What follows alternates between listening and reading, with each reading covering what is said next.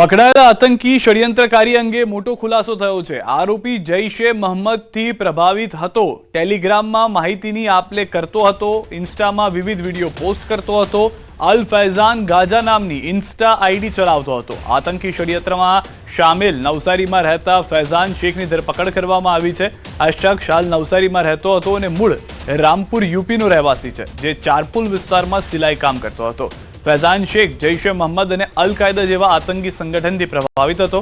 આ અંગે મળતી પ્રાથમિક માહિતી પ્રમાણે ગુજરાત એટીએસે આતંકવાદી ષડયંત્ર કેસમાં નવસારીના ચારપુલના રહેવાસી અને મૂળ રામપુરના નરપત નગરના ડુંડાવાલાનો રહેવાસી ફૈઝાન શેખ નામના આરોપીની ધરપકડ કરી છે। જૈશે મહમ્મદ અને અલ કાયદાના આતંકવાદી જૂથોની વિચારધારાઓથી કટ્ટરપંથી બન્યા પછી ફૈઝાન શેખે ગેરકાયદેસર રીતે હથિયાર અને દારૂગોળો મેળવ્યો હતો। આ માણસને આતંક અને ભય ફેલાવી શકાય અને કેટલાક વ્યક્તિઓને હત્યાનો ટાર્ગેટ પણ આપવામાં આવ્યો હોવાની માહિતી મળી રહી છે, એટલે તે કોઈ મોટી ઘટના કરવાના ફિરાકમાં હોવાનું જાણવા મળ્યું છે। આ સાથે તેમની પાસેથી હથિયાર અને દારૂગોળો પણ મળી આવ્યો હોવાની માહિતી સામે આવી છે। ત્યારે હાલ તો ફૈઝાન અને અન્ય કોઈ સ્લીપર સેલ એક્ટિવ છે કે કેમ તે અંગે તપાસ કરવામાં આવી રહી છે।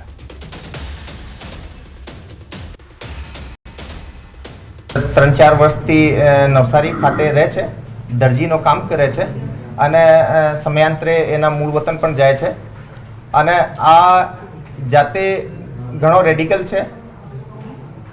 આ એવા લોકોને મારવાનો ષડયંત્ર રચી રહ્યો છે જે કે આના મુજબ પૈગંબર વિરુદ્ધમાં કંઈ સ્ટેટમેન્ટ કરતા હોય, વધારે બોલતા હોય અને સાથે સાથે આ જૈશે મોહમ્મદ અને અલ કાયદાની જે વિચારધારા છે આનાથી ઘણો પ્રભાવિત છે। આ લોકોના ચેનલ્સ વગેરે ફોલો કરે છે અને આ લોકોના કહેવા મુજબ ભારતમાં જેહાદ ફેલાઈને અને કાશ્મીરને ભારતથી અલગ કરવા માટેની કાવતરામાં પણ સામેલ હોય એ રીતની આની પ્રાઇમા ફેસી એક ઇન્ફોર્મેશન મળી હતી। એના પાસેથી ઘણી બધી શંકાસ્પદ અને રેડિકલ વસ્તુઓ મળી આવેલી। સૌથી પહેલાં એની પાસેથી એના કબજેથી એક પિસ્ટલ અને 6 જીવતા રાઉન્ડ મળી આવેલા। જ્યારે એનો ફોન ચેક કરવામાં આવેલ તો આ એ અલ ફૈઝાન ગાઝા અને એક બીજી પણ ઇન્સ્ટા આઈડી ચલાવતો હતો। એના ઉપર એક ઘણો બધો રેડિકલ કન્ટેન્ટ જે કે અલ કાયદા અને જૈશે મોહમ્મદનો હોય એવા વિડીયોઝ અપલોડ કરતો હતો। સાથે સાથે એની જાણ મુજબ જે પૈગંબર વિરુદ્ધ બોલતા હોય એવા લોકોના ટાર્ગેટના નેમ્સ અને ફોટોગ્રાફ્સ વગેરે પણ અને એના વિરુદ્ધ આના જે વિચાર છે, જે એના મારવાની એની પ્લાનિંગ છે એ બાબતમાં પણ આ લખતો હતો। વડોદરાથી સમાચાર। એમએસયુમાં વિદ્યાર્થીઓની સુરક્ષાને લઈને મોટો નિર્ણય। મારામારી છેડતીની ઘટના બાદ સુરક્ષામાં વધારો કરવામાં આવશે। 1 ફેબ્રુઆરીથી સિક્યુરિટીનો નવો કોન્ટ્રાક્ટ અમલમાં મુકાશે। એક સાથે 3 સિક્યુરિટીને આપ્યો છે કોન્ટ્રાક્ટ। સિક્યુરિટીના 200 જવાનો યુનિવર્સિટીની કરશે સુરક્ષા। યુનિવર્સિટીના એન્ટ્રી એક્ઝિટ પોઈન્ટ પણ સીમિત કરાશે।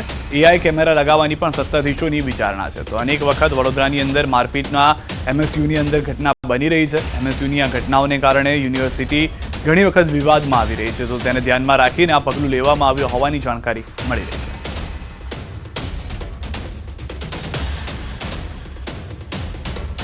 એઆઈ ટેકનોલોજીની અંદર હું તેમને ઘણા બધા પ્રશ્નો પણ આપણે ઊભા થઈ શકે છે, જેની અંદર જ્યારે વાત કરીએ કે કોઈ વિઝિટ કરવા પણ આવે છે તો વિઝિટ કરવા આવશે તો વિઝિટરને વિઝિટ નહીં કરવામાં આવે।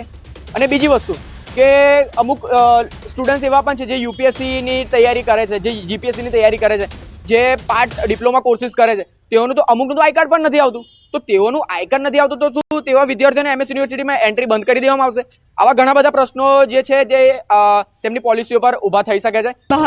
બહારના તત્વો અંદર આવે છે અને છોકરીઓની છેડતી પણ થાય છે, તો એના માટે અને આનું કારણ છે કે વધારે પડતા ગેટ છે એન્ટ્રી એક્ઝિટના, તો એ થોડા બંધ થઈ જાય અને લિમિટેડ ગેટ્સ રાખવામાં આવે। વિશ્વવિખ્યાત એમએસ યુનિવર્સિટીમાં વડોદરા સહિત દેશ વિદેશના વિદ્યાર્થીઓ અભ્યાસ કરે છે, ત્યારે ભૂતકાળમાં અનેક સમાચારો તમે એવા જોયા હશે કે યુનિવર્સિટીમાં મારામારીની ઘટના બની અથવા તો પછી યુનિવર્સિટીમાંથી વિદ્યાર્થીનું વાહન જે છે તે ચોરાઈ ગયું। ત્યારે આ તમામ બનાવો જે છે તેના પર નિયંત્રણ લગાવવા માટે આ સત્તાધીશો દ્વારા એક નિર્ણય લેવામાં આવ્યો છે કે યુનિવર્સિટીની જે સુરક્ષા વ્યવસ્થા છે તેમાં ચોક્કસથી વધારો કરવામાં આવશે। લગભગ 200 જેટલા જવાનો જે છે તે નવા લેવાનો નિર્ણય જે છે તે સત્તાધીશોએ લીધો છે। એટલે જે તમામ એન્ટ્રી એક્ઝિટ ગેટ છે એ તમામ ગેટ ઉપર જે ચકાસણી જે છે તે કરી શકાય, સુરક્ષા વ્યવસ્થા જાળવી શકાય। બીજી મહત્વપૂર્ણ વાત છે કે યુનિવર્સિટીમાં જુદા જુદા એન્ટ્રી અને એક્ઝિટ ગેટ આવેલા છે, ત્યારે એન્ટ્રી અને એક્ઝિટ ગેટમાં ઘટાડો થાય તે પ્રકારના પ્રયત્નો જે છે તે સત્તાધીશો દ્વારા કરવામાં આવશે અને બને ત્યાં સુધી અવરજવર ઓછી રસ્તા પરથી થાય તેવા પ્રકારની વ્યવસ્થા કરવામાં આવશે અને જે અવરજવર કરવાના રસ્તા છે એટલે કે એન્ટ્રી અને એક્ઝિટ ગેટ છે એ તમામ જગ્યા પર સુરક્ષા જવાનો તૈનાત કરવામાં આવશે અને ત્યારબાદ જે તમામ વિદ્યાર્થીઓ જે છે તેમના આયકારની ચકાસણી જે છે તે કરવામાં આવશે.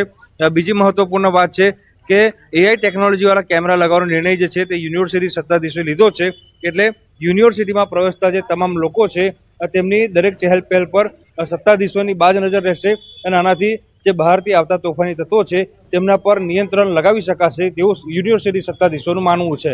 હાર્દિક દીક્ષિત, ન્યૂઝ 18 ગુજરાતી, વડોદરા.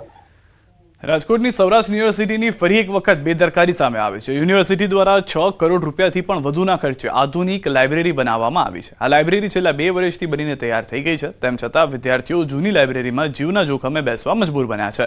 આ જૂની લાઇબ્રેરી જર્જરિત હાલતમાં ફેરવાઈ ગઈ છે, જેમાં કેટલીક જગ્યાએ મોટા પોપડાઓ પડ્યા છે તો કેટલીક જગ્યાએ મોટી તિરાડો પડી છે. આમ છતાં વિદ્યાર્થીઓ આ જૂની લાઇબ્રેરીમાં વાંચવા માટે મજબૂર બની રહ્યા છે.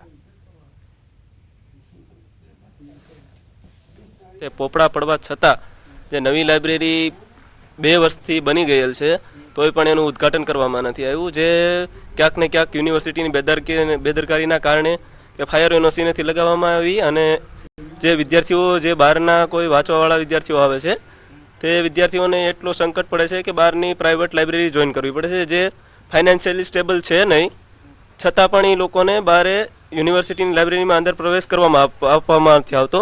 વિદ્યાર્થીઓ જીવના જોખમે આ ખંડેર હાલતમાં જે લાઇબ્રેરી શરૂ છે ત્યાં ઉપર પોપડા પડવાના ભયથી પણ વિદ્યાર્થીઓ વાંચતા હોય છે. આપણે જોઈએ કે સવારથી લઈને તે સાંજ સુધીની અંદર ઘણા ખરા યુનિવર્સિટીના અથવા તો યુનિવર્સિટી આજુબાજુના વિદ્યાર્થીઓ અહીંયા વાંચવા માટે આવતા હોય છે. આ જો આ ખંડેર હાલતમાં છે, અહીંયા પોપડા પડેલા છે, એ બધી જગ્યાએ આ વિદ્યાર્થીઓ અંદર બીજા ઘણા ખરા પ્રશ્નો છે. સૌરાષ્ટ્ર યુનિવર્સિટીની લાઇબ્રેરી છે તે અત્યાધુનિક લાઇબ્રેરી બનીને તૈયાર થઈ ગઈ છે. આપ દ્રશ્યોમાં પણ જોઈ શકો છો કે ખૂબ જ આકર્ષક લાગતી આ લાઇબ્રેરી છે. કરોડો રૂપિયા ખર્ચે આ લાઇબ્રેરીનું નિર્માણ કરવામાં આવી રહ્યું છે. જો કે છેલ્લા 2 વર્ષથી આ લોકાર્પણના વાકે આ લાઇબ્રેરી છે તે અત્યારે જે ધૂળ ખાઈ રહી છે. ખાસ કરીને બીજી તરફ જે ઉમેદવારો છે, વિદ્યાર્થીઓ છે, તે જૂની લાઇબ્રેરીમાં જે ભયના ઓથાર હેઠળ જે વાંચવા માટે મજબૂર બની રહ્યા છે. ખાસ કરીને સૌરાષ્ટ્ર યુનિવર્સિટી છે ત્યાંના આ દ્રશ્યો છે. યુનિવર્સિટીના પટાંગણમાં 2 લાઇબ્રેરી આવેલી છે. એક તો જે અત્યંત જૂની અને જે જર્જરિત હાલતમાં છે, કેટલીક જગ્યાએ મોટા પોપડાઓ પણ પડેલા છે. બીજી તરફ આ જે અત્યાધુનિક લાઇબ્રેરી છે તેમનો ઉપયોગ જે લોકાર્પણના વાક્ય જે ઉમેદવારો નથી કરી રહ્યા, ત્યારે ક્યાંક ને ક્યાંક અહીં આવતા વિદ્યાર્થીઓ તેમજ કોમ્પિટેટિવ એક્ઝામની તૈયારીઓ કરતા ઉમેદવારોની માંગ છે કે ઝડપથી આ જે લાઇબ્રેરી છે તેમનું લોકાર્પણ કરવામાં આવે, જેથી કરીને લોકો છે તે અત્યાધુનિક જે લાઇબ્રેરી છે તેમનો ઉપયોગ કરી શકે અને જે સારી સુવિધા છે તેમનો લાભ પણ લઈ શકે. હાર્દિક જોશી, ન્યૂઝ 18 ગુજરાતી, રાજકોટ. અમદાવાદની ઉદ્ગમ સ્કૂલ સામે જાહેરિતની અરજીનો મામલો. અરજીમાં પૂરતી માહિતી ન હોવાના કારણે કોર્ટે સુનાવણી કરવાનો ઇનકાર કર્યો. અરજીમાં વ્યક્તિઓ અંગેની માહિતીનો ઉલ્લેખ કરવામાં ન આવતા કોર્ટે કરી ટકોર. અરજદાર દ્વારા અરજી પરત ખેંચવામાં આવી. PILમાં રાજ્ય સરકાર, ઉદ્ગમ સ્કૂલ, CBSE અને અમદાવાદ ગ્રામ્યને પક્ષકાર તરીકે જોડવામાં આવ્યા હતા.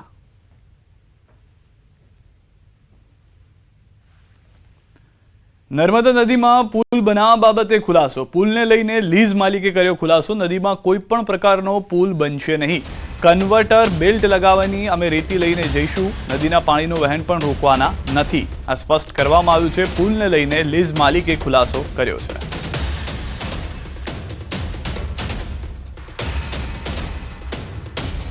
કન્વર બેલ્ટ મૂકીએ છીએ કે ઉપરથી જ બેલ્ટ આવેલો છે કે પાણીની ઉપર 15 ફૂટ ઉપરથી ચાલશે બેલ્ટ. 15 ફૂટ ઉપરથી પાણીનું બેલ્ટ, કોઈ જાતનું પાણીનું રોકડ થશે જ નહીં અને ભવિષ્યમાં પણ કરશું પણ નહીં અમે એવું કામ. કોઈ નર્તરૂપ થાય એવું કોઈ દિવસ કોઈને કામ થાય, કોઈ નુકસાન થાય એવું કામ કરશું જ નહીં અમે. 10 કિલોમીટર જેટલો અમારો બ્લોક દૂર છે રૂંડ ગામનો અને ત્યાંથી અમે રેતી લાઈન કન્વર બેલ્ટથી આ બાજુ ટ્રાન્સફર કરવાના છીએ. કન્વર બેલ્ટ મૂકીએ છીએ. વડોદરા શહેરમાં રિક્ષા ચાલકને આવ્યો છે હાર્ટ એટેક. રિક્ષામાં બેઠા બેઠા હાર્ટ એટેક આવતા ઘટના સ્થળે મૃત્યુ થઈ ગયું. રાજમહેલ રોડ પરની આ ઘટના છે. ઘટનાને લઈને લોકટોળા ભેગા થઈ ગયા. પોલીસ ઘટના સ્થળે પહોંચી હતી. હાલમાં જે જાણકારી મળી રહી છે તે પ્રમાણે રિક્ષા ચાલક રિક્ષામાં જ બેઠા હતા અને દરમિયાન તેઓને હાર્ટ એટેક આવે છે. સારવાર માટે ખસેડવામાં આવે તે પહેલા જ હાર્ટ એટેકના કારણે મૃત્યુ થઈ ગયું. આસપાસથી લોકોના ટોળા એકઠા થઈ ગયા હતા. પોલીસને પણ જાણ કરવામાં આવી હતી. પોલીસની ટીમ પણ ઘટના સ્થળે પહોંચી હતી. પંચમહાલ શહેરના અણિયાદ ચોકડી નજીક ડમ્પરની બ્રેક ફેલ થતા થયો વિચિત્ર અકસ્માત. ડમ્પરની બ્રેક ફેલ થતા ડમ્પરની આગળ ચાલી રહેલી કારને ટક્કર વાગતા કાર આગળ ચાલી રહેલી એસટી બસમાં ઘૂસી ગઈ. કાર બસમાં ઘૂસી જતા કારને ભારે નુકસાન થયું. સદનસીબે કારમાં સવાર 2 વ્યક્તિઓનો આબાદ બચાવ થયો. 2 જેસીબી મશીનથી એસટી બસના પાછળના ભાગે ઘૂસી ગયેલી કારને બહાર કાઢવામાં આવી હતી.